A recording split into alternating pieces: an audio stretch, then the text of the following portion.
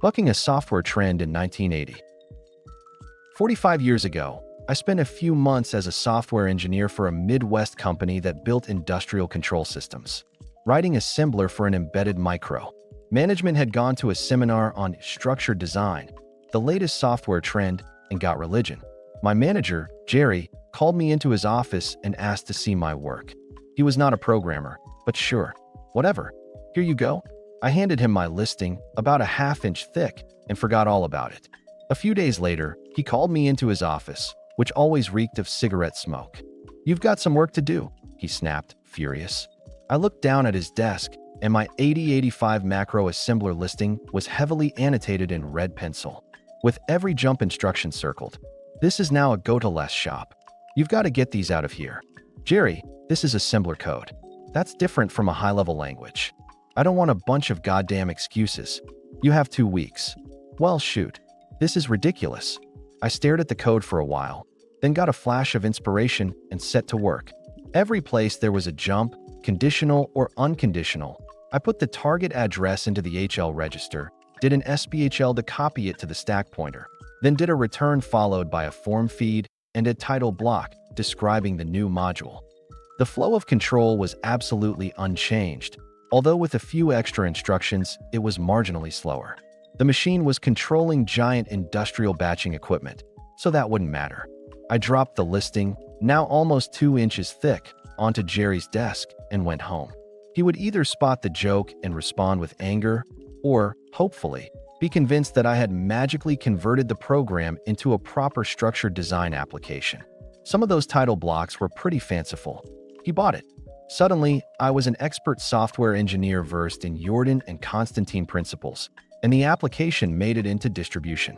Around the same time, I quit to work full-time on my engineering textbook and other fun projects, and forgot all about it.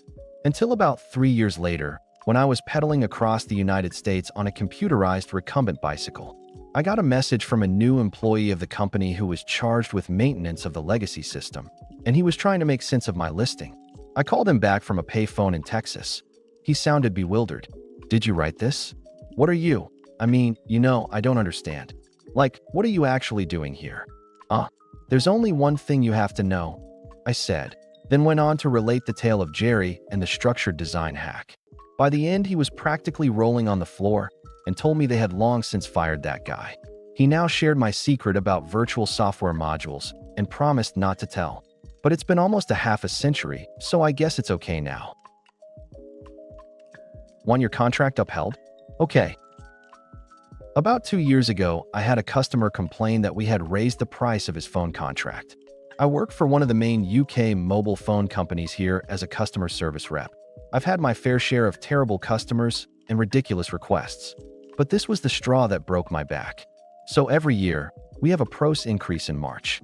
It's the rate of inflation as published in November plus 3.9%. This is in all contracts. Has been for as long as I've worked there. Every year we send a letter out in February to let people know. And every year we get calls asking, "WTF is this?" Most of the time I deal with these fairly well. I explain they agreed to it in their contract and occasionally read the exact part of said contract. What makes it more delicious is if they've bought it in store, they have a physical copy. So I ask, "Do you see where you signed your name in the box that says, 'I have read and understand the terms and conditions of the contract'?" Well, just above there the box above that says, "I understand that as of March the price will increase by the rate of CPI plus 3.9%. And that normally ends those arguments. Well, one day I'd spent all day dealing with these calls, and I get a guy call. Let's call him Kevin. He complains about the price increase, saying how he never agreed to it in his contract. That his contract says it's, let's say, 30, and that's what he agreed to. No more, no less. He would never agree to something where the price was going to change. Afters, the normal back and forth of explaining it, how all companies do it, not just us, petrol, food shops, books, everything. But he was having none of it. Around about the time most people accept and give up, he was still going strong. Going in loops, repeating the same arguments I've shot down already. At one point he says he never read it, so it shouldn't apply. I asked him, "Sir, if you don't read the 30 miles per hour speed limit sign and do 70 miles per hour there, you will still get stopped by the police. Just because you didn't read it." doesn't mean it's not correct. Besides, you signed the box saying that you had read it, so I'm afraid you were aware of it. Now, that was perhaps me allowing my emotions to get in the way, but he did not like that at all. He said, if he doesn't get the contract reverted to what he agreed, he would cancel his direct debit and see us in court. Cue malicious compliance. I noticed earlier during the conversation that his contract was actually 60 and that his first 3 months were half price. But the agent who added the discount added an undated 50% discount instead of the 3 MHP discount that auto removes.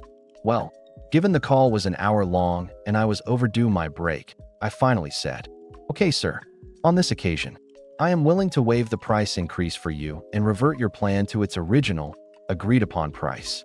Because I can't stop the increase, I will add a discount up to the line, and as you've stated, your plan to be put back to what you agreed to. So the 50% discount you have has now been removed. The plan is back to 60. But don't worry, sir. We won't be making you repay the backdated discount from the last 12 months. That's not how it works here.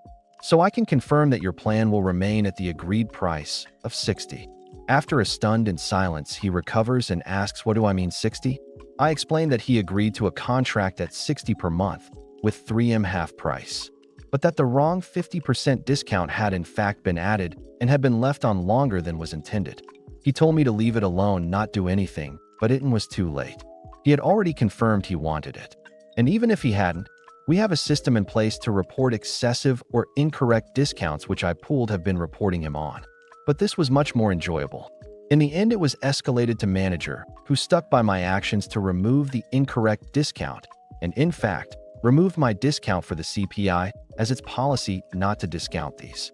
It went above her to the executive complaints team, who I followed up with and noticed he was given a letter of deadlock that he could try taking to Ofcom. It felt great. The guy had an incredibly poor attitude, spoke to me like I was his to-do-with as he wanted, and wanted to spit his day out in a tantrum. I claimed the victory in the name of those who work in a role with direct customer interactions, when they've treat you like nothing and we're truly horrible people.